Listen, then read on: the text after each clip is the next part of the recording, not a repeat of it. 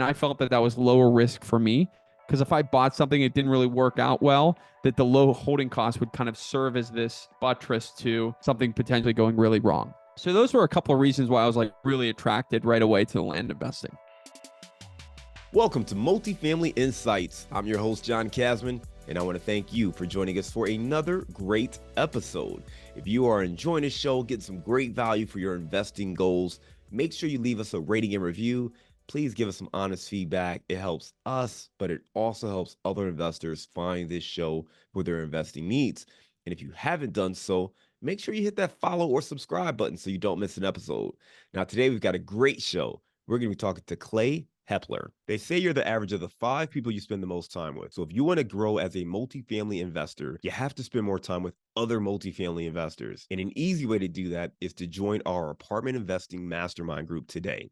Just go to casmancapital.com and click on the mastermind button. Now, as a part of this group, you'll get access to expert trainings, group coaching calls, industry news and updates, as well as all of our webinars and workshops, including our 3-hour workshop on raising capital. Again, if you want to be around other multifamily investors that can help you scale your portfolio today and grow your network, make sure you're a part of the Apartment Investing Mastermind. Just go to casmancapital.com and click on the mastermind button today. Clay Hepler is a 7-figure land investor with over 100 transactions completed. Now, his company buys, sells, and develops rural recreational land across the United States. He is also the founder of Landman, a leading podcast and newsletter in the land investment world. Let's welcome to the show, Clay Hepler. It's good to be on a podcast with another Midwesterner. You know, I feel like every time I get on a podcast, it's like, where are you from? LA, Denver, Austin. But it's good to be, we'll talk about the Midwest and some AFC North rivalry, and it'll be a good podcast. I love it, man. I love it. Always good to talk to somebody else who understands my pain points here, but also the love. And so listen, Clay, I went over your bio at a very, very high level. Why don't you take 2 minutes and give us a little bit more on your background?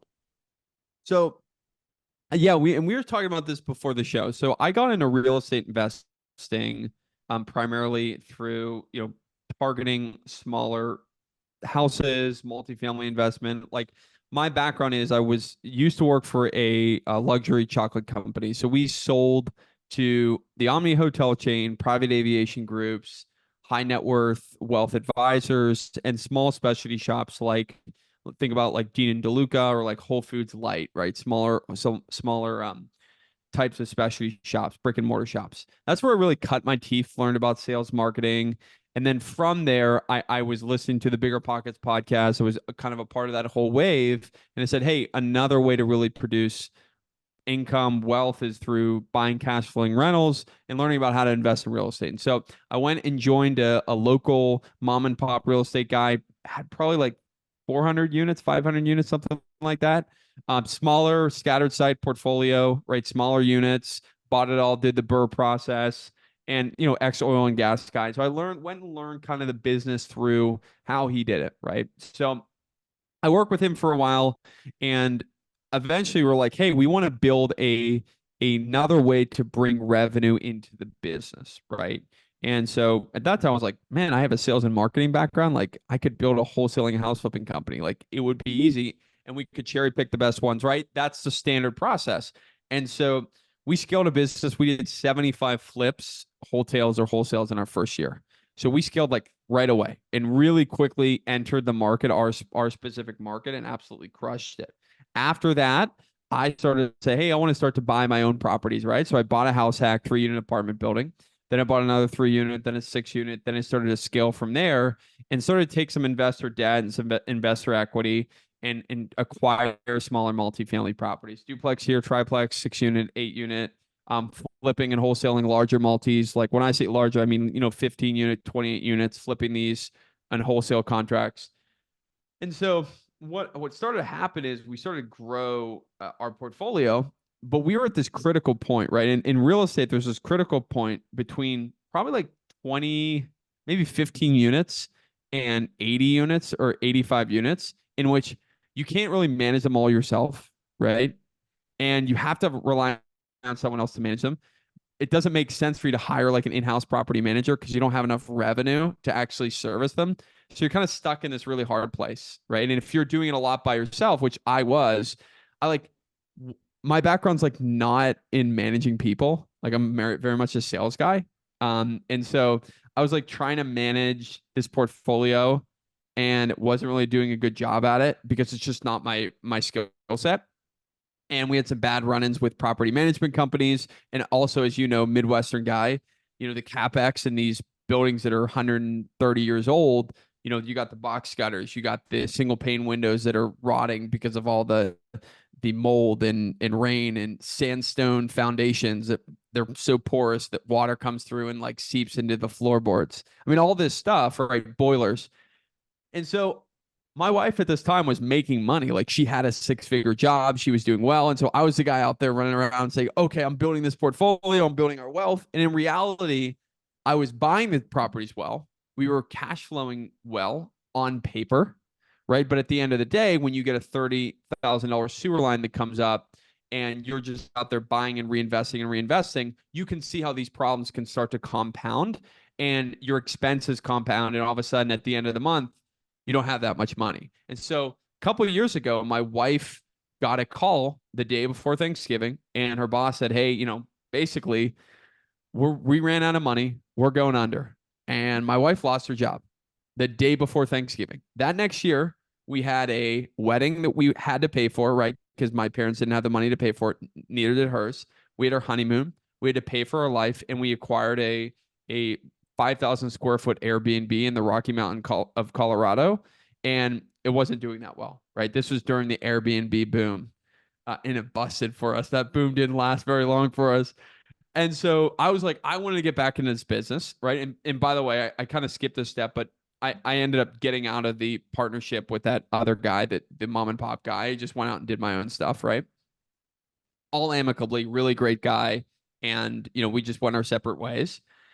And so I was like, I need to make money, man. Like the runway, I could see the end of the runway, and I don't know if I could pay for our wedding. I don't know if we're gonna have to cancel the wedding. Like, are we gonna go bankrupt? Like, it was that serious.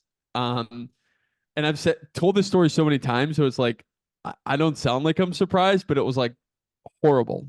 Um, and so at that point, I was like, I need to find something that can bring money. So I was like, e-commerce, maybe getting back into wholesaling, house flipping. But at that point, we were going to move back out to Colorado to that vacation home that we purchased. We're like, hey, we want to move out there and have our kid out there after the wedding, right? Which was that next year. So we got to figure out something that was remote based. And I was like, I don't want to get into something that's new. And I learned about land investing kind of through the ether of the internet. But I was like, I'm super attracted to this because like not many people talk about it, right? Not many people talk about land investing. You hear people talk about wholesaling, house flipping, multifamily, self-storage. It's kind of like this blue ocean that not a lot of people talk about. And it felt like the mobile home park space like 7 years ago or 10 years ago, right? No one was really talking about it. It's not super sexy. So that's how I learned. That's how I got into land investing. So I took a couple of courses and they left a lot to be desired, but I learned about land investing, learned about how to do it, and I jumped into it at that point, and I haven't looked back. Now I'm a full-time land investor, and I have a full team of 8 people, and we're absolutely crushing it. I love it. I love it, Clay. Let's break some of that down, right? So you talked Yeah. about, really being in a sales role for this chocolate company, and you took that, started to go down that bigger pockets rabbit hole and said, you know what, I want to invest in real estate. So that's where you started. You found this local investor who had 400 or 500 units that were scattered, so they're all over the city. You decided to partner up with him. You're working together. There was an opportunity to get into more of a wholesaling type role where you're now doing some marketing to find these leads, find these deals. You take that on, but that was part of the partnership. You then end up bringing on your own portfolio, buying a 3 unit, another 3 unit, 6 unit, kind of scaling from there. And then ultimately what ends up happening is you realize, man, it's really hard managing these properties. You're kind of what I like to call no man's land, right? From 15 units to 80 units. You say 85 units, but really it's the size where it's too small to bring on a full-time manager or a full third party company. But it also is too big for your regular like real estate agent turned property manager person to manage, right? And it's too small for you by yourself to manage because it just requires more interactions on a daily or weekly basis. And that's where it gets really tricky, right? Is the operation. So that was kind of your pain point, when you're looking at multifamily. Your wife goes through her situation where she loses her job. You got a bunch of bills piling up. You're trying to figure out how to pay for this wedding. And eventually you stumble upon land investing. That's where your company is today and where you're focused. So you focus right now on land investing. You mentioned you have 8 employees and you continue to grow and scale from there. Let's go back to kind of the multifamily land. When you were in multifamily, having your smaller portfolio, on paper, you're cash flowing, but you get these big ticket CapEx items that pop up that are wiping out pretty much your proceeds. When you were looking at that and decided to go to land, you mentioned that you wanted something that was more remote where you didn't have to physically be in a market. Talk to me more about that transition going from kind of one asset class in multifamily to a pretty different asset class, still in real estate, land investing. So the core reason why, and I could clarify this a little bit, that I shifted from multifamily to land investing was a need for active income. Mm, Multifamily is an incredible accelerant for wealth, but it's a 20, 25, 30 year time frame, right? I did not have the ability to wait that long. I needed cash quickly, right? And I saw the writing on the wall for these properties. I saw the writing on the wall for the inadequacy of our property management company. And also, I was self aware enough to realize that there are different types of real estate investors. That's why so many asset classes exist. Someone that's really good at multifamily might not be as good at land investing, or vice versa.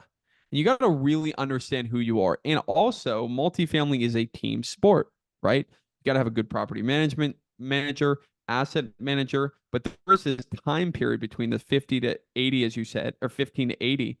Man, it's like the worst possible thing because you can just see, I can almost do this. You can just see like it's at the end of a tunnel, but you are on this rat race that is just, it just decimates your spirit because every time you get some cash flow, all of a sudden it's wiped out. Every time you get some cash flow, all of a sudden it's wiped out. And that's just a function of that's the difficulty, that's the barrier. But I didn't have the time to wait. I needed to make that money quickly. And so that's why I transitioned from multifamily to land investing. And land investing to me was like, it was quite attractive for a variety of different reasons. Number one, the low competition that was just perceptible, right? Not everyone's talking about land investing like everyone's talking about wholesaling house flipping. I mean, I no one is in a real estate asset class more than wholesaling and house flipping. And I was successful in that space. So I was like, I can go into land investing and be very successful. Number two, the reason why I really like land investing was because there's multiple exit strategies. So if I needed to produce cash flow, I could own or finance the property, right? If I needed to get quick cash, I could sell it quite quickly. If I needed to do anything else, I could really rent it back. I could lease it out. I could develop it. There were so many different exit strategies. It was really attractive to me because I didn't want to just get into another asset class and be a 1 year guy in this asset class. I wanted to have longevity. And that's what was really attractive to me about that. So the low competition, the multiple exit strategies, the low holding cost was really significant for me too. Like, when you own a multifamily property, you got debt, you have a lot of insurance, you have, taxes, you have utilities. There's a lot of stuff that can really add up. Of course, you have the cash flow from the asset that pays for all those things, but I wasn't really cash flowing that well, right? So I need to have something that had really low holding costs, and I felt that that was lower risk for me because if I bought something it didn't really work out well, that the low holding cost would kind of serve as this buttress to something potentially going really wrong. So those were a couple of reasons why I was like really attracted right away to the land investing. You mentioned a couple of things that were attractive to you. One was the less competition. The second thing you talked about was really having multiple exit strategies. And the last you talked about kind of the holding costs and having a little more flexibility since you weren't spending as much up front. For listeners who maybe aren't as familiar with how land investing works. They may be thinking like, all right, you buy a piece of land, there's nothing there that's making you money. Like, is the plan just to sell it at some point in the future? And I'm going back to what you said earlier, is that you got into land investing because you wanted more cash. I jokingly wrote down like the JG Wentworth commercials, right? Uh, you need cash now. but as I'm sitting You're here, right. yeah, you're talking about you needed some income, you needed actual income. Land investing, I think many people have the perception of, hey, okay, you buy a piece of land, you wait a couple of years, hopefully it goes up in value, you sell it for a profit. Talk to me more about kind of your strategy, how you invest in land to actually get that cash infusion. Right. So there is an entire market of people that trade land, right? You in markets, there is a desire. In some markets, there's a very high desire to acquire the land, right? Especially since COVID, more and more people are looking for rural recreational tracts because they're looking to get out of the city. I mean, we all know this narrative, and it's very true. The statistics show us this, right? But the good thing for land investors, also the bad thing for land investors, is that not a lot of people know about this, but there is a massive, fast moving set of markets. There's a massive amount of moving set of markets in America. And the key to be a successful land investor is go and find those markets, market to the landowners in those markets, acquire these profits for below market values, just like a house flipper or a multifamily investor wants to acquire a piece of real estate for below market value. I'm inventing the wheel here, right? And then we go in, we might improve it, and improving could be as simple as perking the lot, making sure that a septic tank can go on it because these are quite rural, or hiring a drone photographer to really present the property well, or maybe even cutting out a home site. These are not very complicated things. I mean, compared to the stuff that you might do in a house flip or a multifamily flip, it's quite a minimal. You're not really dealing with any type of electricity or plumbing or anything like that. And so you go in there, you improve the parcel because people eat with their eyes. And so imagine you're taking this piece of vacant land. You know that there's an end buyer because you understand that the market is moving very quickly, right? And that's just based on looking at comparables, historic comparables, just like a house wholesaler would, right? And so you look at and you understand, okay, this is a quick moving market. And just like a house flipper goes in and says, hey, I'm going to move this, this middle part of the house. I'm going to open this thing up and it's going to be a flow room back of the house and renovate the kitchen. It's kind of what we're doing with land, right? We're doing a couple of things to really present it well. It is key. And then we sell it for the profit because there are many people that are looking for land. I mean, think about how many people now talk about, I just kind of want to get out of the big city, or I'm kind of sick of this whole thing and I just want to get out there. And people really moved through COVID. And that was really the narrative. And it continues to be so. I want to have that piece of land out in the middle of nowhere. And there are also people that are just like, hey, man, like I got some guns and I want to go out on a weekend and shoot some guns and drink some beers and drive some ATVs. And there are so many people that want to do that. And so we have a massive buyer pool, provided you get the right market and you choose the right market, which is very important. You kind of indirectly said, who is our buyer, right? Is this actually a liquid asset class? It's incredibly liquid, provided you find the right markets. And that's what we do.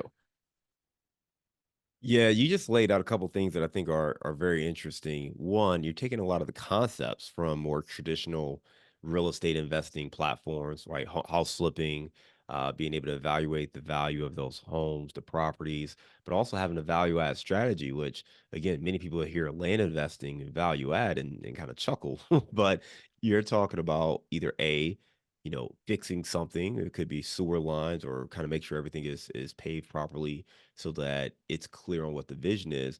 And then you also mentioned something, cutting out a home fit, and that is a term I haven't quite heard. Can you just explain what that is a little bit?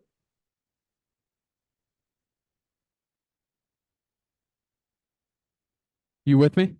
I am. You paused for a sec there. I was saying you made a statement about one of the value add strategies might be to cut out a home fit. Maybe I misunderstood that, but can you explain what that is?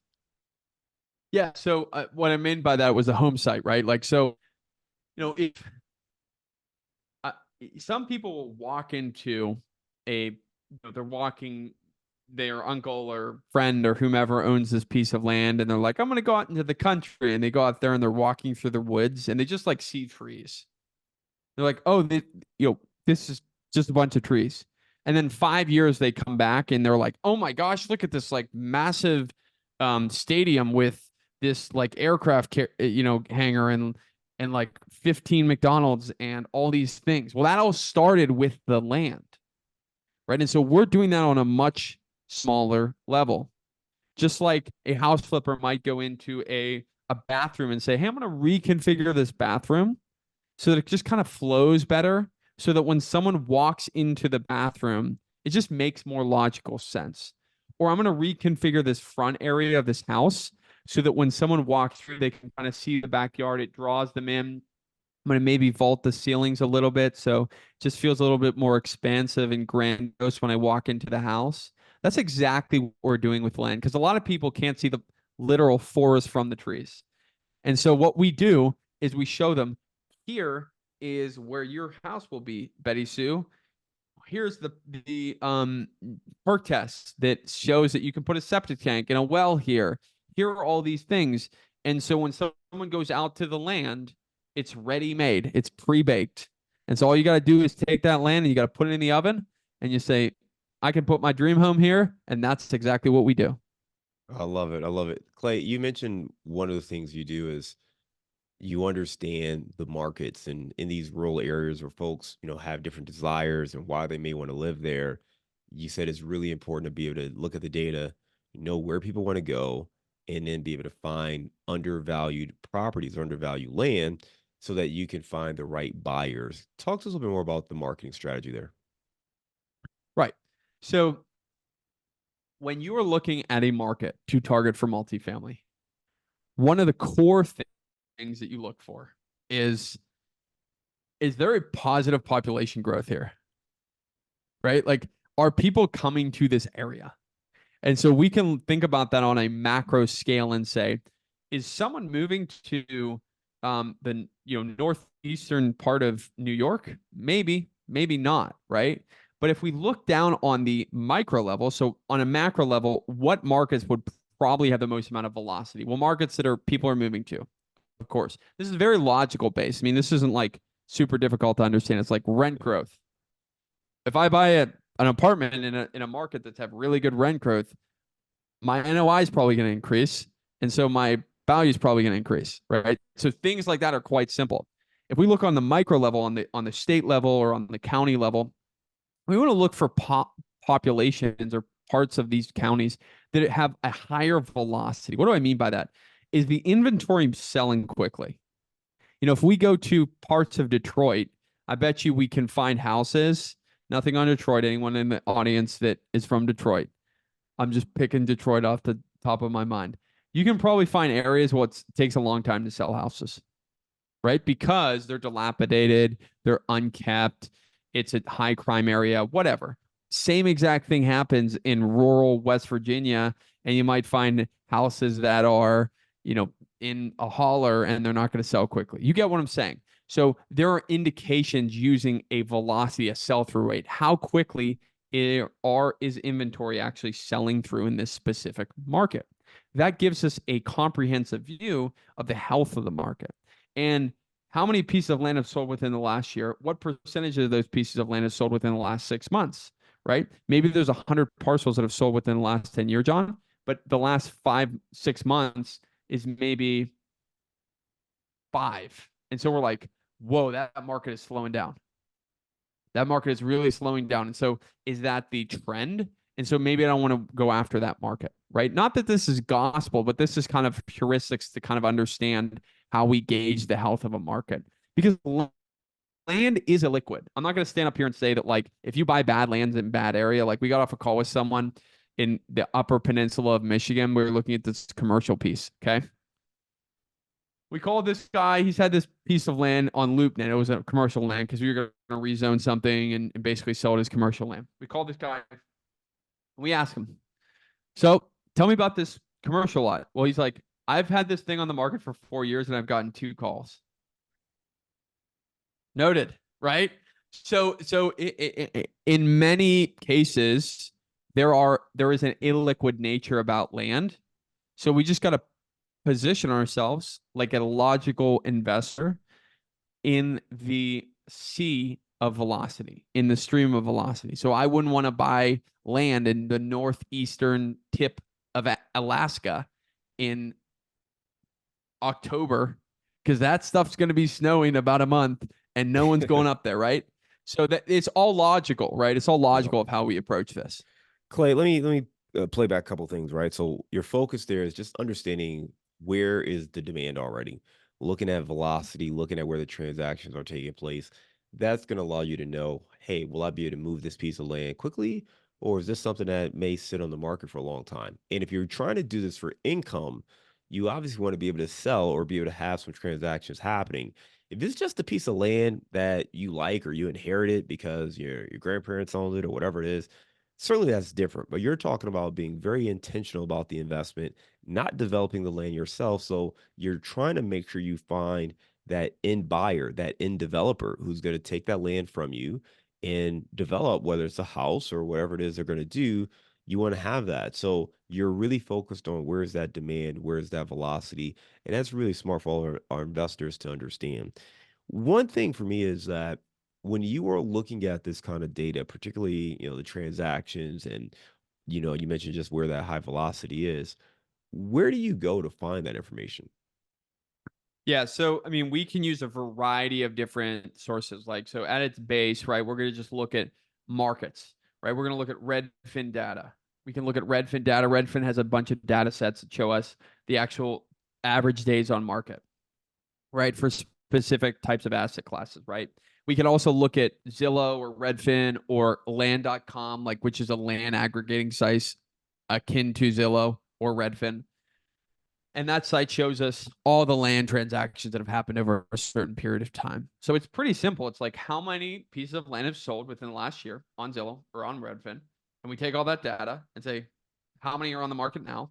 And so if there's 200 that have sold within the last year and there's 100 on the market now, that means there is a 200% sell through rate, right? So twice the amount that's on the market now it's been sold through, which indicates a pretty healthy market, right? That means 2 times the inventory is turning over.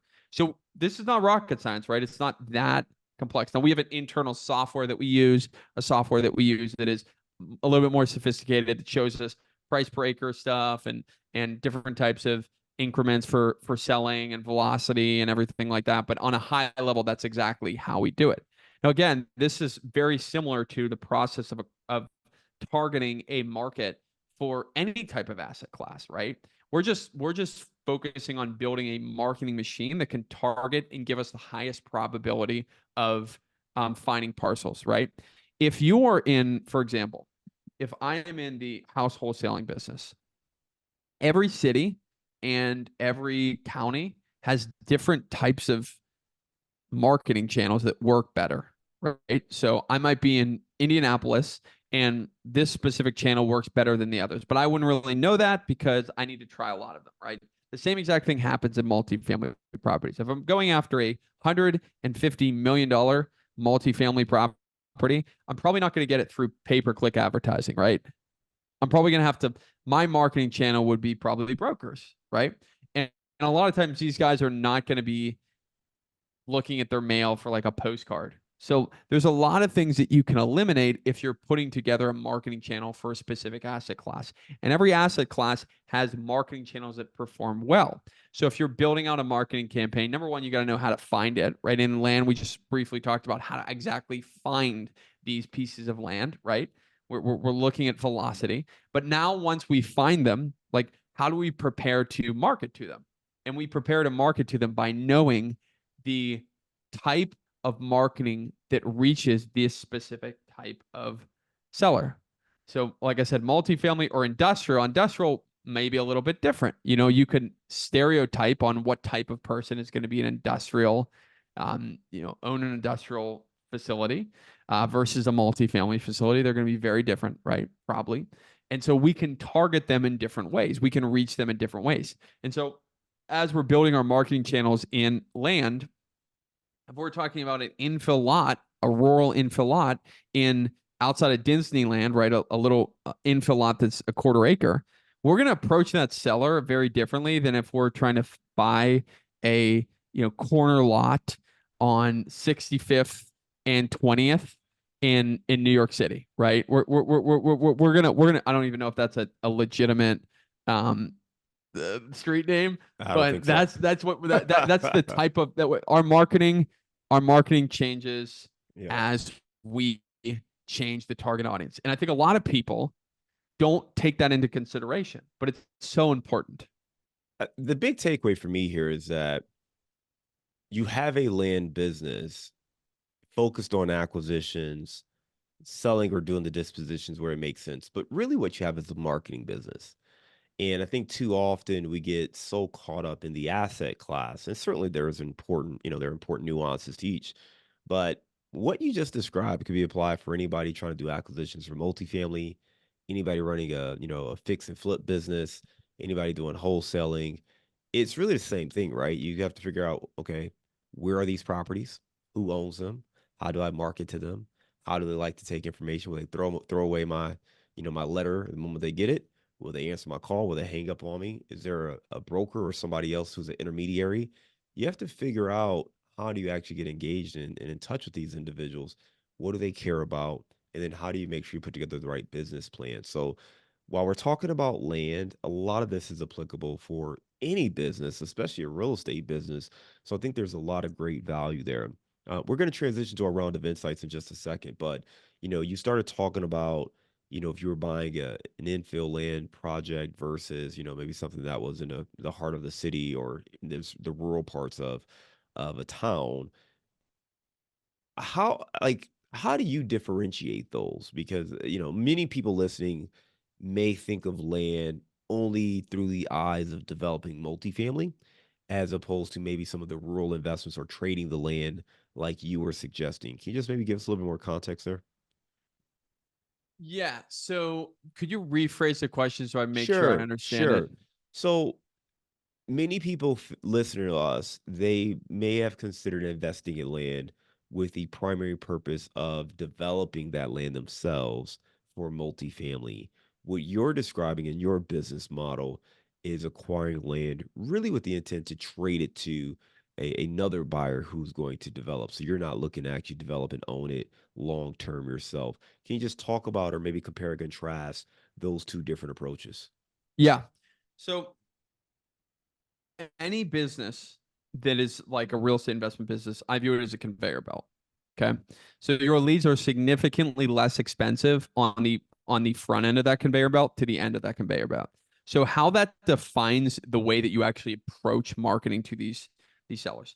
So if I was a multifamily guy and I wanted to build out a way of getting predictable and consistent leads, I would spend so much time on the front end figuring out where are the cities that I want to target, the areas that I want to target, where is the path of progress, where is there loose regulations around entitlements, right? Because you're going to take a piece of land, maybe re-entitle it, which is what I do, entitling of these properties. Where are cities, areas more open to this type of specific investing, right? Same exact thing. I'll take that into the rural scene in a second, but that's really important. So when we look at a new market, when we focus on a new market, we spend a disproportionate amount of time on the front end, scrubbing the leads, clarifying who our end buyer is, making sure that anything that we're not actually interested in, like this lot's actually not buildable, we take those out so that we can spend more money, more time, more effort on the people that are in the next step of our process. So we focus on the front end because that's a lot cheaper. Right? You can get a VA to scrub something or find the highest quality type of leads in this specific asset class. Right. So I would spend a lot of time over there if I wanted to build this out. Right. But the targeting and the marketing process is quite similar, right? So we spend what exactly are we looking for is where we start this process, and then we scrub at the beginning because these leads are the least expensive, right? And then from there we'll take them and say, how do we want to target these people? What do they actually what type of targeting do they receive? right? So if I'm saying I'm a developer, right? If I'm thinking like I'm a multifamily developer, I want to get into multifamily development. Here's a bonus tip. Most people won't think of this. What do you think they're going to respond to? Everyone in the world is probably contacting them. So you have to tell them, I'm not going to be like everyone in the world. And so how do we tell that when it's a rural person versus a multifamily person? We call out what they're thinking in our marketing, right? We say, hey, John owns this land. Hey, John, your land qualifies for a at market or above market offer because our firm can specifically, because of our specialty, we can go in there and we can develop this parcel.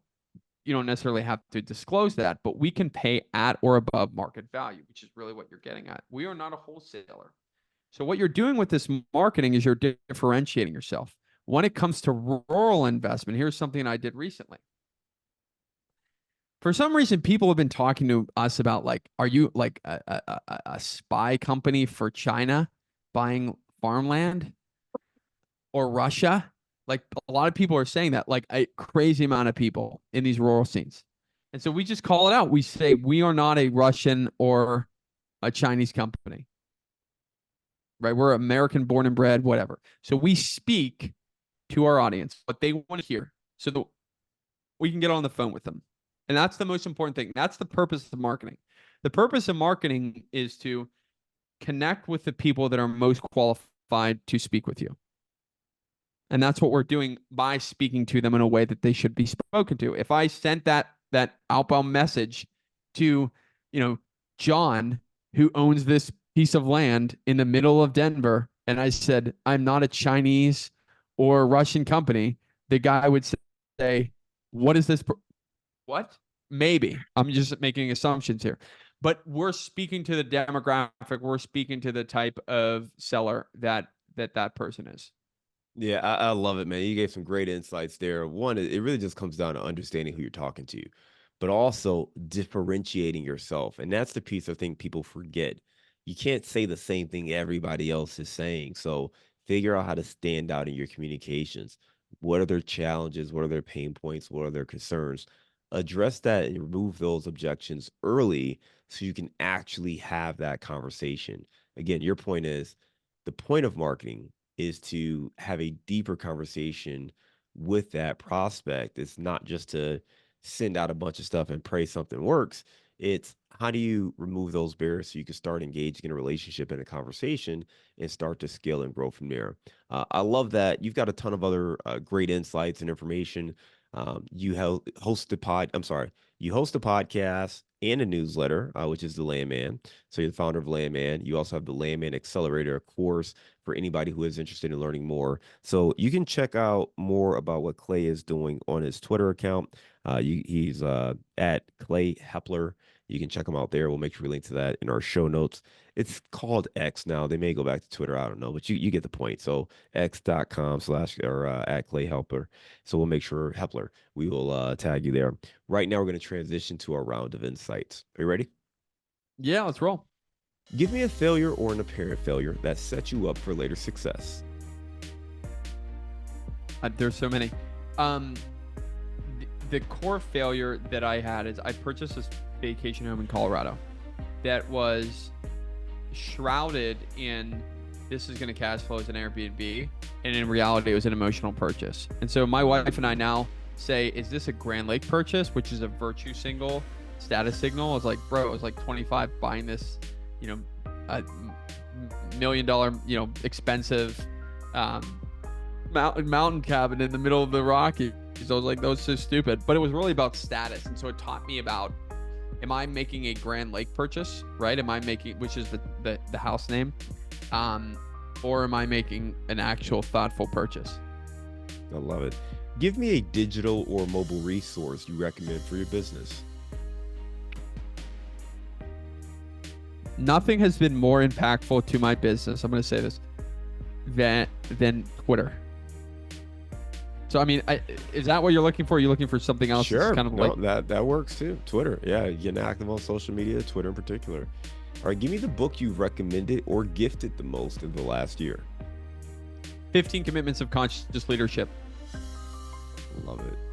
All right, give me a daily habit that helps you stay focused on your goals.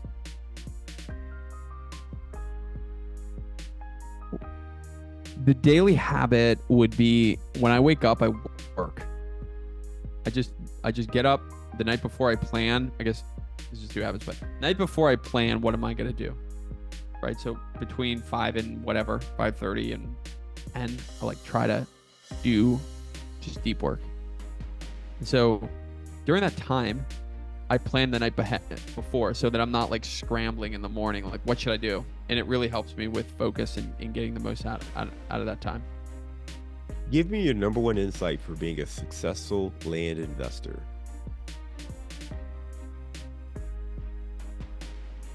I'm going to say this is so cliche. The key is, in order to be successful, is it's all here. It's all in your mind. It's you against you. And what I've done in the past, and I see a lot of people do, is they try to copy the route of other people. And what happens is it's like, I'm going to throw this marketing channel out. I'm going to throw this marketing channel out. I'm going to do this. I'm going to do this. And what ends up happening is you're sabotaging your business. Not that you shouldn't add new marketing channels, accelerate your business growth, try new things, but you should really consider, is this the decision I'm making for the best part of my business? Because if I look out and I hear someone saying, oh, you should cold call, oh, you should text, oh, you should do whatever, or you should add this specific type of, person to your business. Is that what my business needs right now? And in most cases, it's actually not. And so being able to stare at yourself and say, what does my business need? And that all starts with your mind. I love it. Let's lighten the mood. You are based in Pittsburgh or just outside of Pittsburgh. Give me your favorite place to grab a bite to eat.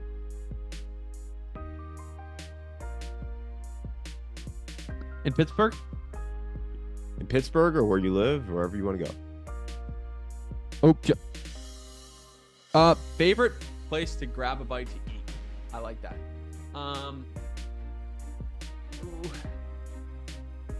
Where I'm just trying to think of the best. There's a place near me that it's called Out of the Fire Cafe. It's kind of like a cool cafe it's kind of off the beaten track, and it has amazing smoked salmon.